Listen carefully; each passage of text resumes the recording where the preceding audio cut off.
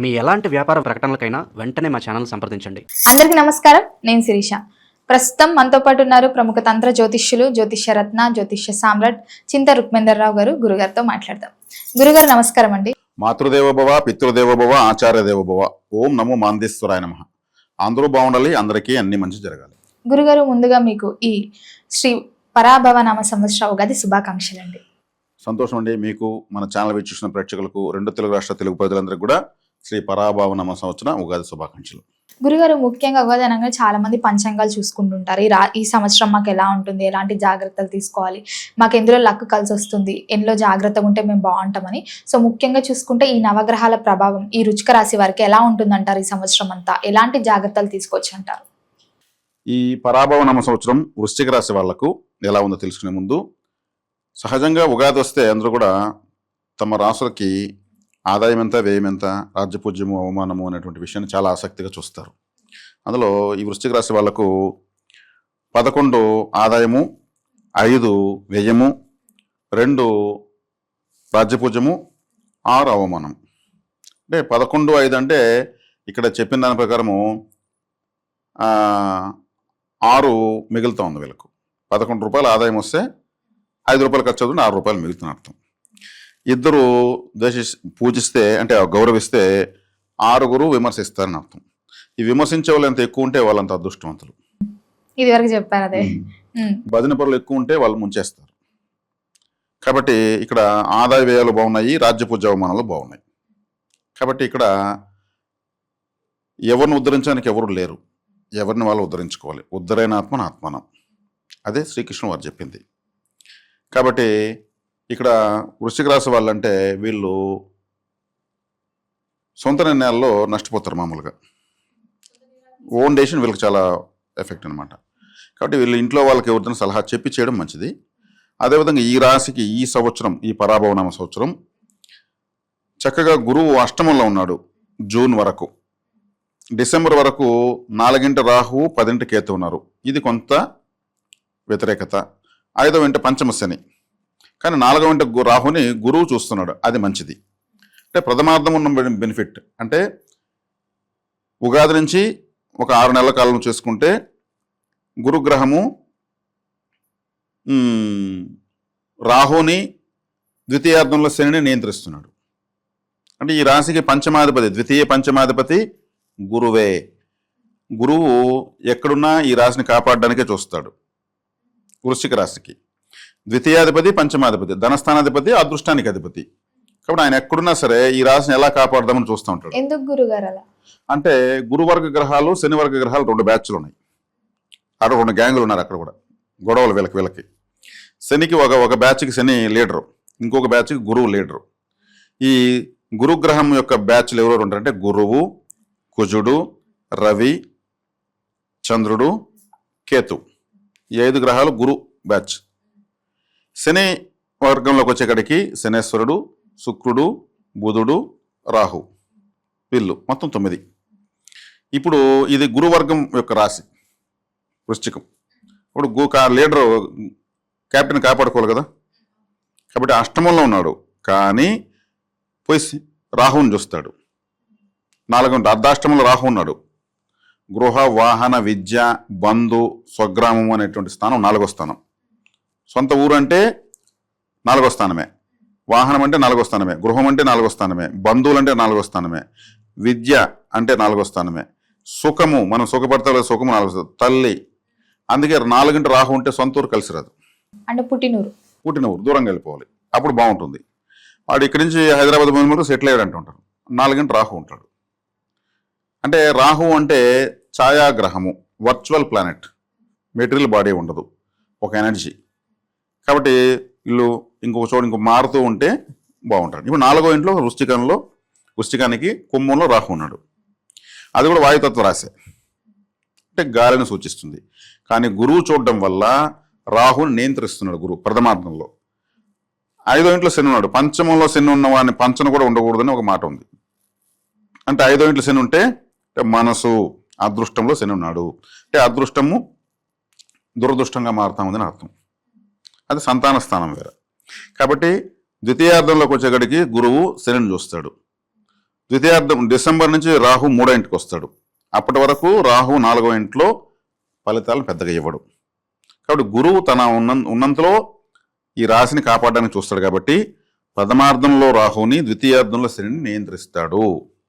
అది ఒక బెనిఫిట్. అంటే వీళ్ళకు ఒక చేతికి ఒక కర్రో లేదో గొడుగోలాగో గురువు ఉన్నాడు. ట్రబుల్స్ అయితే ఉన్నాయి.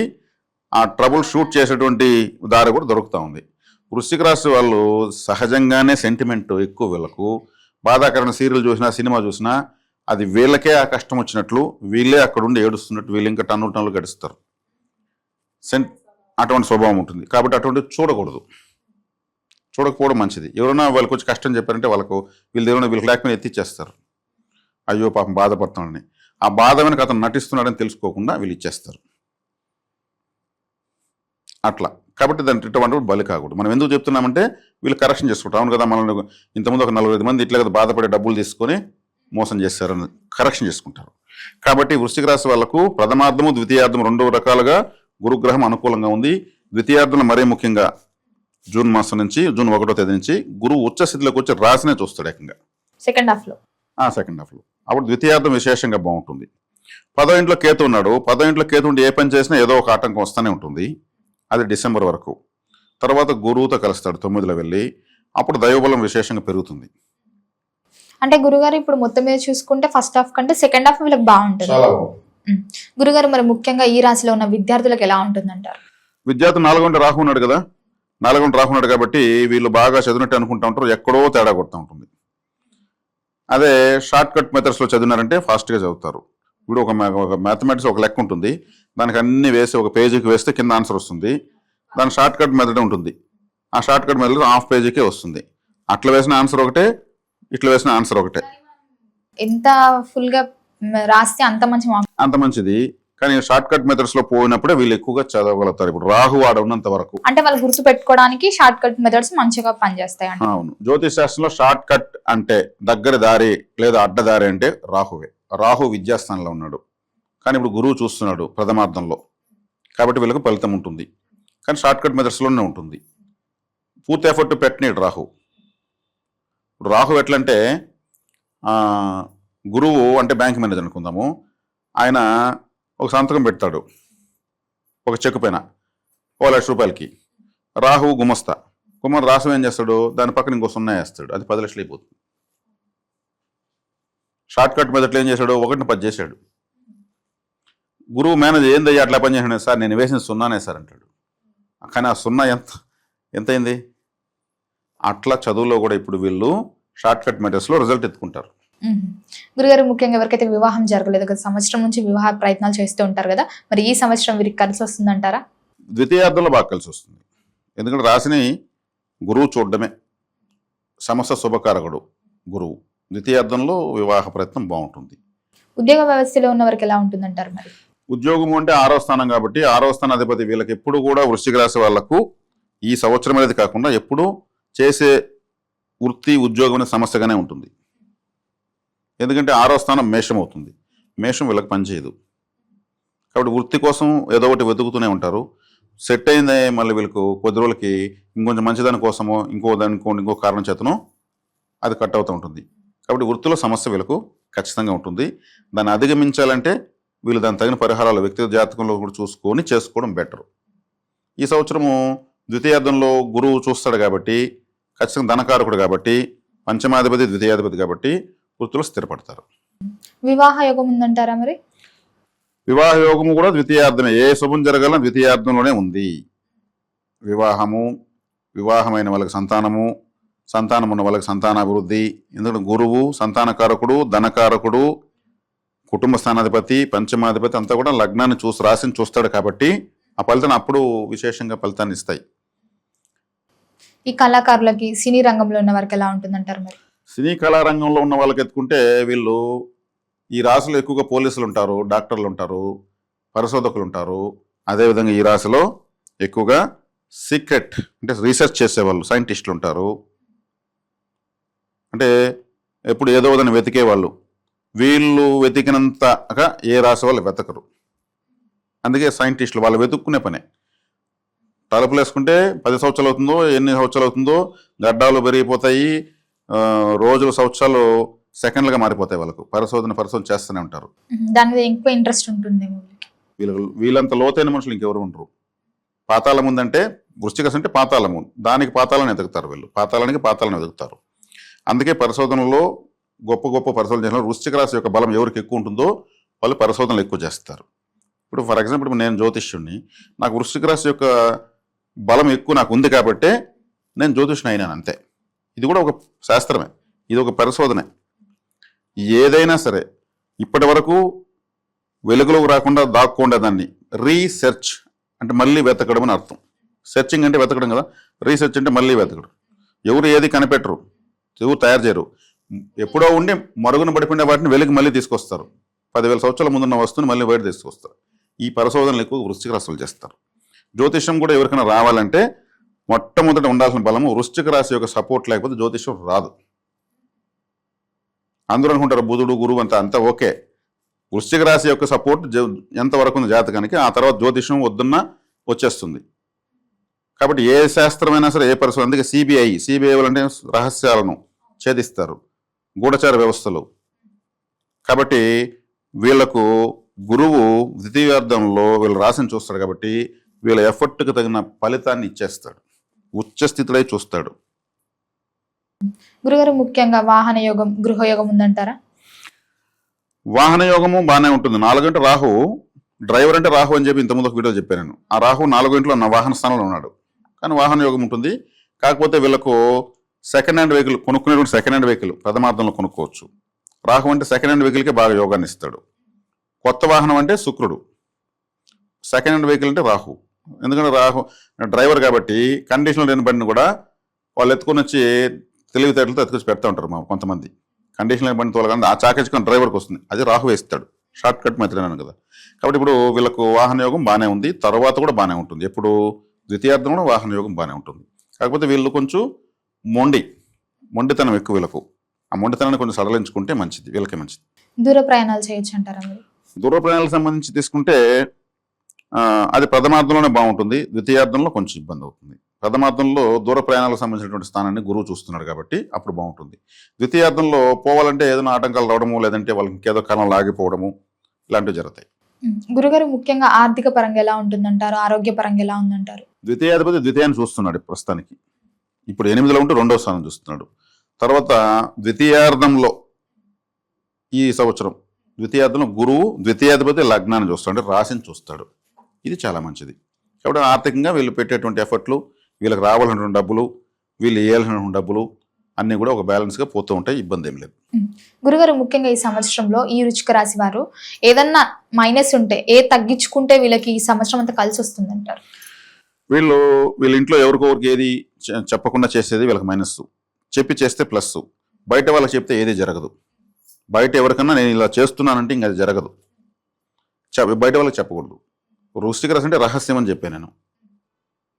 కాబట్టి వీళ్ళు రహస్యంగానే ఉండాలి, కానీ అట్టని ఇంట్లో వాళ్ళతో రహస్యంగా ఉండకూడదు.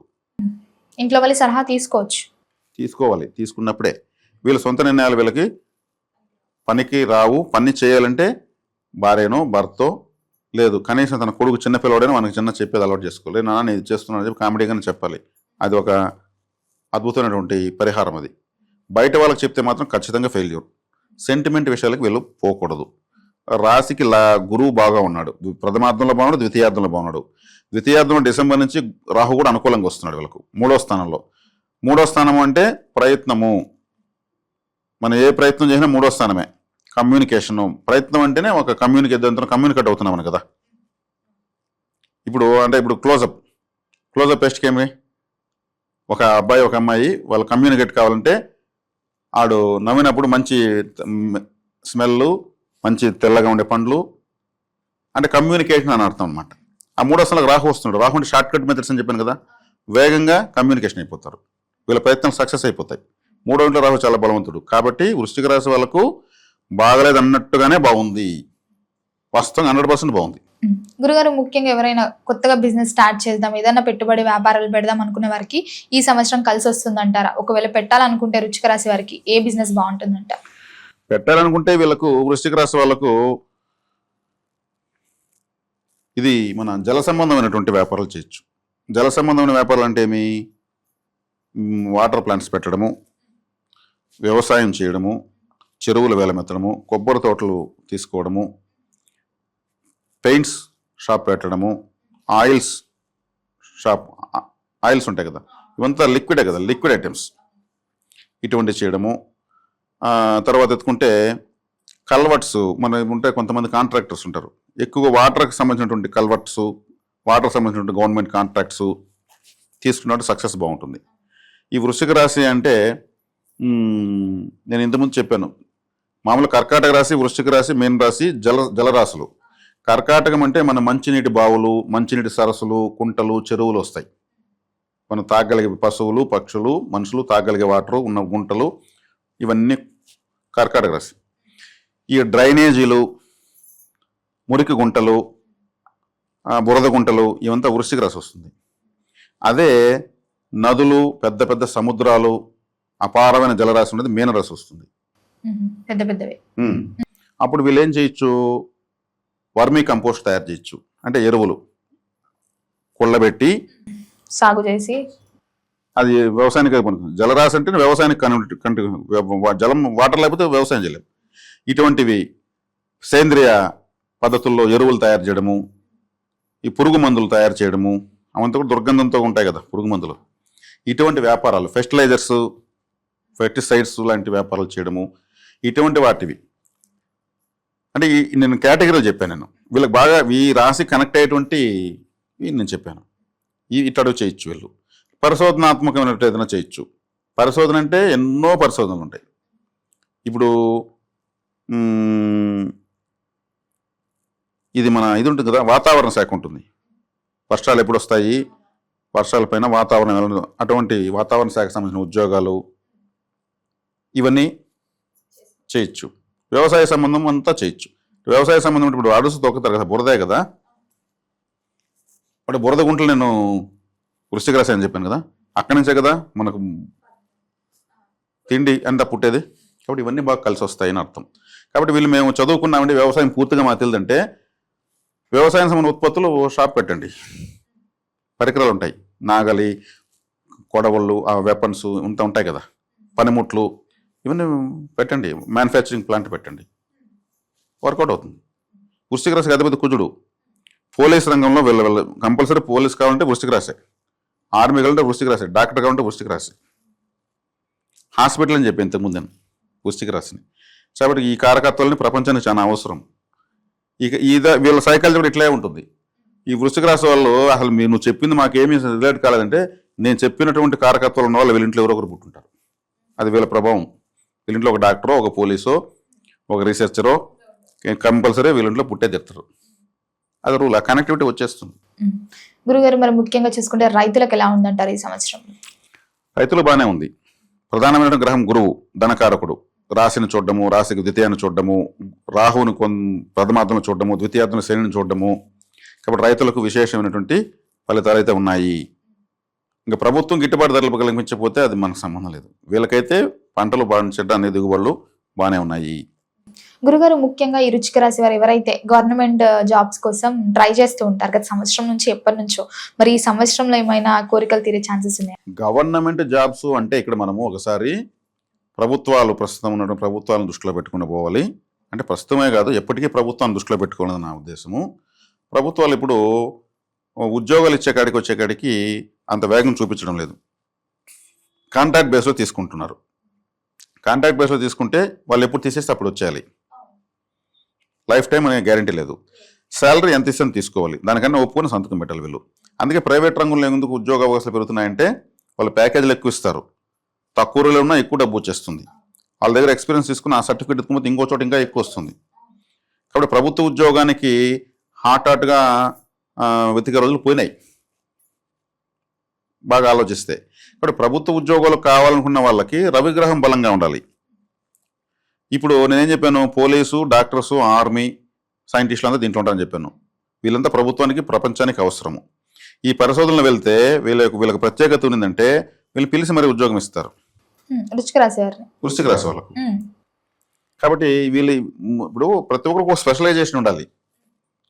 నా స్పెషలైజేషన్ ఏమి, నేను నా ప్రత్యేకత ఏమి, నాకు జ్యోతిష్యము, నేను ఇదే చేయాలి. నేను పోయేసి వ్యవసాయం చేస్తే అది ఇంకోటి అవుతుంది. కాబట్టి వృశ్చిక రాశి వాళ్ళకి స్పెషలైజేషన్ ఏమి, రీసెర్చ్, ఆర్మీ, హెల్త్ ఫీల్డ్, వ్యవసాయము, వీటిలో వెళ్ళారంటే ఆటోమేటిక్గా ఏదో రకంగా వీళ్ళకి అవకాశం వచ్చి తీరుతుంది. అది వదిలేసి ఈ కారకత్వం వదిలేసి సంబంధాన్ని పట్టుకుంటే నాకు ఇష్టంగా ఉందంటే రాదది, వచ్చినా టైం వేస్ట్ అయిపోతుంది. ఇలా చేసుకోవాలి. గురుగారు, మరి మొత్తం ఇది సంవత్సరం అంతా వృశ్చిక రాశి వారికి కలిసి రావాలంటే ఏ దైవాన్ని పూజించమంటారు, ఎలాంటి పరిహారాలు చేసుకోవచ్చు? మామూలుగా ప్రతి రాశికి ద్వితీయ స్థానం ధనస్థానం అని చెప్తా ఉంటాను నేను. ఈ వృశ్చిక రాశి వాళ్ళ ధనస్థానం ఏది? ధనస్సు రాశి. నెక్స్ట్ రాశి ధనస్సే. ఈ ధనస్సు రాశి ఇక్కడ చూడండి విచిత్రము. వృశ్చిక రాశి వాళ్ళు రహస్యమైన రాశి అని చెప్పాను. వీళ్ళకి ధనస్థానం, డబ్బులు ఇచ్చిన రాశి ధనస్సు. ధనస్సు ఎలా ఉంటుంది? ధనస్సు రాశి ఒక గుర్రము, ఆ గుర్రంకి ఫ్రంట్లోంచి ఇట్ట మనిషి ఉంటాడు, అంటే సగం మనిషి సగం గుర్రము. ఆ మనిషికి 2 చేతులు ఒక ధనస్సు ఎత్తుకుంటాడు. ఇది ధనుసు రాశి. అంటే ధనస్సు అంటే ఏమి? టార్గెట్. వీళ్ళకు పరిశోధన చేస్తారు, ఒక టార్గెట్ పెట్టుకొని పనిచేస్తుంటారు వృశ్చిక రాశిలో, డబ్బు కోసం, జీవితం కోసం. వీళ్ళ నెక్స్ట్ రాశి వీళ్ళ యొక్క స్వభావం తెలియజేస్తుంది. అంటే గుర్రము వేగంగా పరిగెత్తుంది, బాణము వేగంగానే పోతుంది, గురి తప్పితే ఎఫర్ట్ వేస్ట్ అవుతుంది, అంతే కదా. కాబట్టి ఒకప్పుడు ఇలాంటి మనుషులు ఉండేవాళ్ళు అని కూడా చెప్తారు. పూర్వకాలంలో గుర్రాల్లాగా ఉంటూ సగం మనిషి సగం గుర్రం ఉండేవాళ్ళు, వచ్చి యుద్ధాలు చేసేవాళ్ళు కూడా కొన్ని గ్రీకు పురాణాల్లో ఉన్నట్టుగా మనకు ఆనవాళ్ళు దొరుకుతాయి. వాళ్ళు కూడా, గ్రీకులు కూడా ఇది ఆమోదించారు. మన మహర్షులు ఆకాశంలో అంతరిక్షంలో జూమ్ చేసి చూస్తే ధనుస్సు రాశి ఇలా కనిపించింది దివ్య దృష్టితో. మనం చేసినట్టు గ్రీకు దేశస్తులకు తెలియదు. వాళ్ళు కూడా 12 రాసులు వాళ్ళు కూడా తయారు చేశారు. వాళ్ళు చేసినట్టు పరిశోధన మనం చేయలేదు, మనకు తెలియదు. మనం చేసినట్టు వాళ్ళకి తెలియదు. వాళ్ళు సేమ్ ఇదే సింబల్స్ వాళ్ళు కూడా కనిపెట్టారు. కాబట్టి వృశ్చిక రాశి వాళ్ళు ఒక పరిశోధన చేస్తే, ఒక టార్గెట్ పెట్టుకుని పనిచేస్తే గవర్నమెంట్ ఉద్యోగం వేయాల్సి పని లేదు, ఇంకెవరో వచ్చి ఏదో చేయాల్సి పని లేదు. వీళ్ళు నెంబర్ 1 పొజిషన్కి వెళ్తారు. అది కాబట్టి ఈ వృశ్చిక రాశి, ధనుసు రాశి ఎవరి రాశి? గురువు అధిపతి. ఈ ధనుసు రాశికి గురువు, దేవగురువు. కాబట్టి ఒక గురువు యొక్క పరవేశంలో ఎప్పుడు ఉండాలి వీళ్ళు. ఇప్పుడు ధనస్సు కదా, ధనరాశికి గురువు అధిపతి కదా. ఇప్పుడు మహాభారతం, రామాయణ యుద్ధాలు, అందరూ యుద్ధాలు చేశారు, అంతా కూడా బాణాలు ఎత్తుకుంటారు కదా. అర్జునుడు, కర్ణుడు, అశ్వత్థామ, ద్రోణాచార్యుడు, భీష్ముడు, వీళ్ళ జోలికి ఎవరు పోరు, వాళ్ళు కూడా ఎవరి జోలికి పోరు. అంటే అందరూ ఎత్తుకునే బాణాలు వేరు, వాళ్ళు ఎత్తుకునే కట్టెపుల్లలు అవి, వీళ్ళు ఎత్తుకునేవి వెపన్స్. ఒక్కసారి మంత్రించి వేశారంటే అది 100 టైమ్స్ విడిపోతుంది, మల్టిపుల్ టైమ్స్ పోయి పడతాయి. అవి మంత్రించినవి. అవి ఎక్కడి నుంచి వచ్చాయి వాళ్ళకు? వాళ్ళ చేతుల్లోకి. వాళ్ళకు గురువు ఇచ్చాడు. అర్జునుడికి గురువు ద్రోణాచార్యుడు గురువు పరశురాముడు గురువు పరమేశ్వరుడు. గురు పరంపరలో వాళ్ళకి అస్త్ర శస్త్ర విద్య వచ్చింది. అందువల్ల అవి చేతుల్లో వాళ్ళ జోలికి సామాన్యులు కూడా పోరు వాళ్ళ జోలికి. వీళ్ళు కూడా 1000 మంది కనిపించినా అర్జునుడు కర్ణుడినే వెతుకుతాడు, కర్ణుడు అర్జున్నే వెతుకుతాడు, అలాగే అశ్వత్థామనే వెతుకుతాడు, లేదంటే వాళ్ళ టార్గెట్ అక్కడే ఉంటుంది. కాబట్టి వృశ్చిక రాశి వాళ్ళు గురువుని ఆశ్రయించారంటే డబ్బులు వస్తుంది. వీళ్ళు చిన్నప్పుడు స్కూల్ చెప్పినట్టు టీచర్స్ ఎవరైనా ఉంటే వాళ్ళ ముసలి వాళ్ళు అయిపోయింటే కూడా పోయి వాళ్ళ చెవులు సరిగ్గా వినిపించవు, కళ్ళు కనిపించవు, గట్టిగా చెప్పి నేను మీ శిష్యుడిని పలానా చోటు చదువుకున్నాను, నన్ను మీరు కొట్టి నాకు ఇది నేర్పించారు, ఈరోజు ఈ స్థాయిలో ఉన్నాను, నాకు ఒక భార్య 2 పిల్లలు, చక్కగా ఉన్నాను అని చెప్పి వాళ్ళకి ఏదో స్వీట్ నోట్లో పెట్టి కాళ్ళకు చెప్పులేసి బట్టలు ఇచ్చి ఒక ఫోటో పట్టుకొని రావాలి. వాళ్ళు ఆనందపడిపోతారు. ఆనంద బాష్పాలు వస్తాయి. అప్పుడు ఆనంద బాష్పాలు అంటే ఏమి? విషాద బాష్పాలు, ఆనంద బాష్పాలు, జ్ఞాన బాష్పాలు 3 రకాలు వస్తాయి కంట్లో నీళ్లు. విషాద బాష్పాలు మనకు దుఃఖంగా, మనం బాధ, ఇంట్లో ఎవరైనా చనిపోతే విషాద బాష్పాలు వస్తాయి, మా చెంపలంతా మండిపోతాయి. అవి వచ్చాయంటే ఉప్పు ఉంటుంది దాంట్లో, భయంకరంగా కెమికల్స్ ఉంటాయి. ఆనంద బాష్పాలు అంటే సంతోషం తట్టుకోలేకుండా వచ్చేవి. జ్ఞాన బాష్పాలు అంటే అవి వెచ్చగా ఉంటాయి, మన యొక్క నాలెడ్జ్కి కొద్దిగానే వస్తాయి, వెచ్చగా వస్తాయి, చాలా బాగుంటాయి. ఆనంద బాష్పాలు చల్లగా ఏసీలో ఫ్రిడ్జ్లో నీళ్ళగా వస్తాయి. విషాద బాష్పాలు మండిపోతాయి చెంపలు మొత్తం. గురువులకు జ్ఞాన బాష్పాలు, ఆనంద బాష్పాలు వస్తాయి. శిష్యుడు పోయి పట్టుకుంటే వృశ్చిక రాశి వాళ్ళు గురువుని పట్టుకోవాలి. అప్పుడు వీళ్ళకి డబ్బులు. సరే నిరుపేదైనా కానీ ఏదో దొరుకుతుంది. కాబట్టి వృశ్చిక రాశి వాళ్ళు ఇప్పుడు నేను అదే చెప్పింది మొదట్లోనే, గురువు వీళ్ళకి ఎక్కడున్నా కాపాడుతాడు అని చెప్పాను. ద్వితీయానికి గురువు అధిపతి, డబ్బుకి, కుటుంబానికి, అదృష్టానికి అన్నిటి కూడా గురువే అధిపతి. కాబట్టి ప్రథమార్థంలో ఒక విధంగా కాపాడుతున్నాడు గురుగ్రహం, ద్వితీయార్థంలో ఇంకో రకంగా కాపాడుతున్నాడు. వీళ్ళకి స్వతహాగా పట్టుదల, మొండి చాలా వీళ్ళు. మొండి అంటే మామూలు మొండి కాదు, వీళ్ళంత మొండి ప్రపంచంలో ఎవరు ఉండరు. వృశ్చిక రాశి వాళ్ళే ఎక్కువ మొండి. తేలు, వృశ్చికం అంటే తేలు ఇంత ఉంటుంది, తన కొండ ఇలా పెట్టుకుంటుంది, పక్కన బాంబు వేస్తాడు, ఆ కొండ ఇలా కింద పెట్టదు. ఎంత శబ్దం చేసినా ఆ కొండ కింద పెట్టదు, అది మొండిగానే తిరుగుతుంది కానీ ఆ కొండని కింద పెట్టదు. అంత మొండి వీళ్ళు కూడా. కాబట్టి వీళ్ళ యొక్క పరిశోధనాత్మకమైన శక్తి విశేషంగా వీళ్ళ శరీరంలో, వీళ్ళ శరీర లేయర్స్లో ఉంటుంది. తనకి పదును పెట్టుకోవాలి. గురుగ్రహం ఎప్పుడూ తోడే ఉంటుంది. గురువు వీళ్ళకు నీచలు పడిపోయినా కాపాడడానికి చూస్తాడు, ఉచ్చస్థితిలో ఉన్నా ఇవ్వడానికే చూస్తాడు. ఎక్కడున్నా సరే చేతిలో గురువు కట్టేస్తే కూడా మనం విడిపించుకోగానే మన శిష్యుని కాపాడని చూసేటువంటి అదృష్టవంతులు గురువు వీళ్ళు, వృశ్చిక రాశి వాళ్ళు. కాబట్టి వీళ్ళు ఎప్పుడు కూడా గురువులను ఆరాధించాలి. అంటే దత్తాత్రేయ, దక్షిణామూర్తి, షిరిడి సాయి, సత్యసాయి, రాఘవేంద్ర స్వామి, వీరబ్రహ్మేంద్ర స్వామి, మహావతార బాబాజీ, రమణ మహర్షి, రామకృష్ణ పరమహంస, వీళ్ళంతా గురువులు. ఎవరో ఒకరిని వీళ్ళు ఆరాధించుకోవాలి, అలా ఉండాలి. అది కాబట్టి వీళ్ళకు సర్వదా శ్రేయోదాయకం గురు ఆరాధన. గురుగారు, మొత్తం మీద ఈ సంవత్సరం వృశ్చిక రాశి వారికి ఎలా ఉండబోతుంది, ఎలాంటి జాగ్రత్తలు తీసుకోవాలి, ఎలాంటి నియమాలు పాటించాలో తెలియజేసినందుకు ధన్యవాదాలు.